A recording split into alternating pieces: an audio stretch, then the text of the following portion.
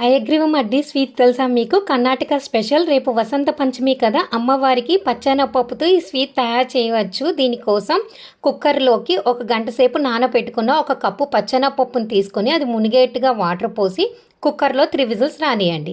ఇప్పుడు నేను చూపించే విధంగా పప్పులాగే ఉండాలి. ఇప్పుడు దీన్ని వాటర్ని వడపోసేసుకోండి. ఆ తర్వాత ఒక ప్యాన్లోకి ఒక 2 స్పూన్ల నెయ్యి వేసుకొని డ్రై ఫ్రూట్స్ని వేసుకొని వేగిపోయిన తర్వాత 2 ఇలాచి, ఆ తర్వాత ఒక గుప్పెడు తురుముకున్న ఎండు కొబ్బరిని వేసుకొని ఫ్రై చేసేసుకొని పక్కన పెట్టేసుకోండి.